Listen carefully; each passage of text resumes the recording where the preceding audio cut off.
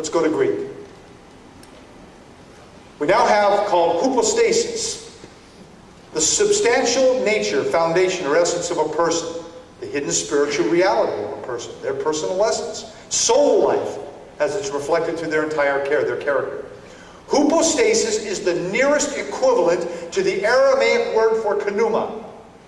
They didn't have a word in the Greek for pneuma, the glue that holds the spirit together. So they go with hypostasis, which is the closest equivalent they could come up with. And for prosopon, in Greek, it sounds like parsopa, but it's prosopon. This is Greek. It's a countenance, a face, a form, a figure, a person. That's an operative word. Pay attention, operative word. Person. Person. This was actually the mask that forms the hypostasis, the hypocrite.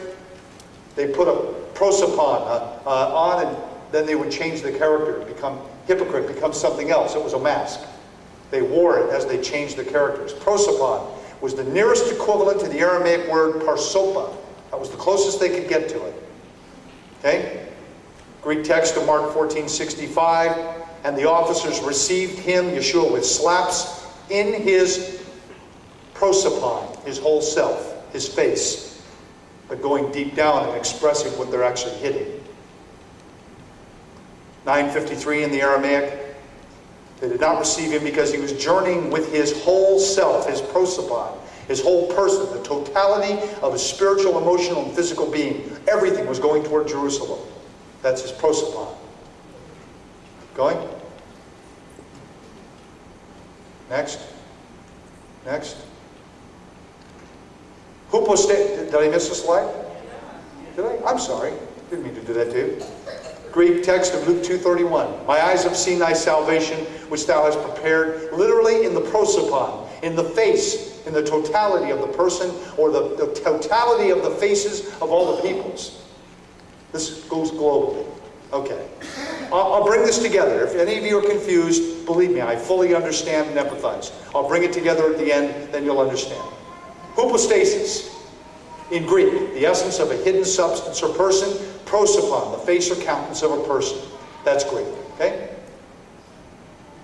Now we go Aramaic to Greek. Let's look at a summary. Pneuma is Aramaic. Hypostasis is Greek. That's how they arrived at that term. Parsopa in Aramaic to prosopon in Greek. Now we got Latin. Void. You're going from Aramaic to Greek to Latin to English. No wonder we got so many confusing issues going here. Too many languages. Too many fingers in the pie, making a problem for everybody. Latin. The great Greek-Roman debate of the Council of Alexandria in 362. These boys just needed to have their deities right in front of their face. They couldn't be satisfied with not seeing them. So they come up with this hypostasis versus substantia, prosopon versus persona. Substantia is the Latin for hypostasis. Persona is the Latin for prosopon. They got this problem. They got to figure out, well, how are we going to translate these things? They didn't know. They had no Hebraic background. Hypostasis in Greek, the substantial nature, foundation, or essence of a person, the hidden spiritual reality of a person. Hypostasis. How should it be defined in the Latin Roman Church? Do you translate hypostasis as a substance or as a person? That's what they needed to know. They didn't have any problem. No, they did have a problem. I'm sorry. Next. And prosopon in Greek. Remember, the face, the appearance. How should it be defined? Do you define the Greek term prosopon, which comes from parsopa in Aramaic? Do you translate this as a substance or a person? How are we going to define that term? They couldn't figure it out. No Hebraic background, so they make mistakes. Go on. The Roman debate of 362, Council of Alexandria. This was how they decided their definition. A substance was understood as a person. A person was understood as a substance. Watch. That's boiling it down. The should have been definition. Pneuma in Aramaic, to hypostasis in Greek, to substantia, or a substance in Latin, which would get a substance in English, of course. Parsopa in Aramaic, that's a face, the totality of a face. To prosopon in Greek, which would be like a face. To a persona, a person's entire, you ever heard the term? A persona of a person. Their essence. That's the way it should have been. It should have gone that direction. But no! They got to come up with some brand new thing. They go from pneuma, the spiritual glue that holds the spiritual stuff together, to hypostasis, and they turn that into a person. And they take the parsopa, the totality of the face, bring it into Greek for prosopon, and then they make that the substance. They flip the terms. Go. So the Latin substantia, or substance, should have been understood as the Greek hypostasis and the other way. We'll go to the next slide. The conclusion of the council debate was opposite of what it should have been. The Latin substance now meant a person. The Latin person now becomes a substance. They flip the terms.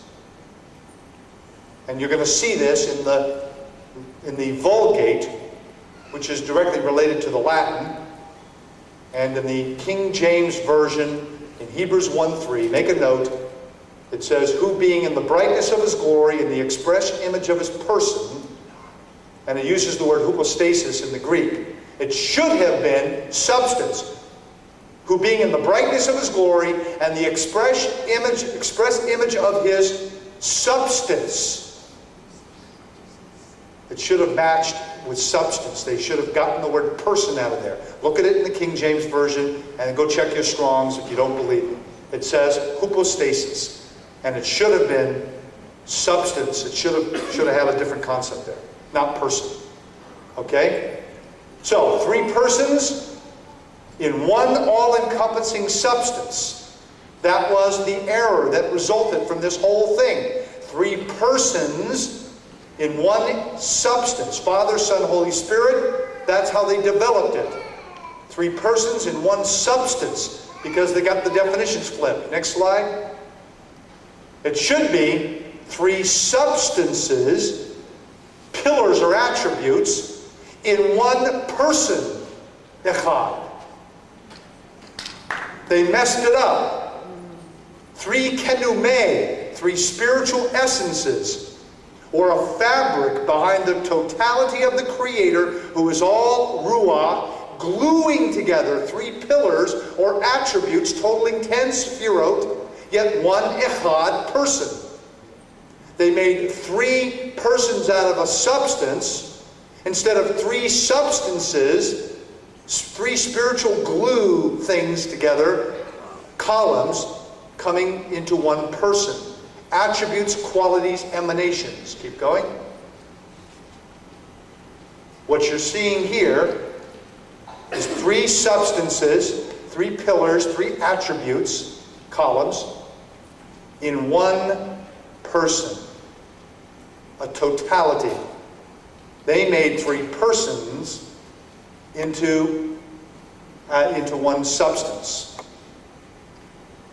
The Roman Church is responsible for a heresy that is so deep, so big. If they were to try to go back and turn this into three substances, three kenume, three substances into one person, their entire theological doctrine and church would collapse like a house of cards. They couldn't let it happen. They will allow their doctrine to continue going down through the church age, through Christianity, through the Joes out there, the Josephites like you. And you got to come out of Babylon and out of their pagan idolatry. If you embrace this concept of the three pillars, these are all attributes like the prism. White light in, 10 lights out. The 10 lights are arranged in a pillar 3 pillars, which is what Rabbi Ed Neidl went over last night about Jacob's ladder. These are the 3 columns of Jacob's ladder. 3 kenume, 3 spiritual essences, substances, in one echad person. Shema Yisrael, Yahweh Eloheinu, Yahweh Echad. Not 3 persons, Father, Son, Holy Spirit. 3 attributes, fatherly type, motherly, and the middle pillar blending the 2 sides together, which is why you have the Torah scroll here. Right, a left, and a middle. The middle is the Word, holding the 2 sides together. That's the best I'm able to do for you in this capacity.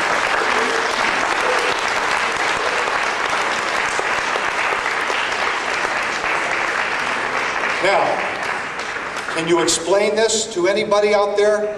I don't know. You'll have to work hard at it. Hello and thank you.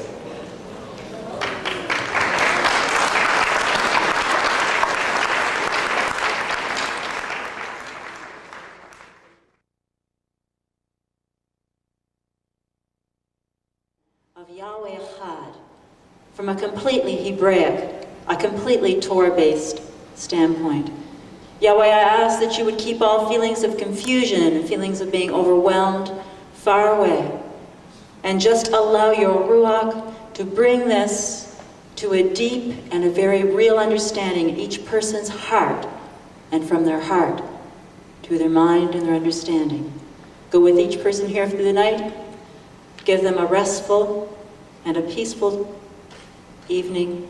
May we come back refreshed, ready to feast again at your table in the morning. Amen.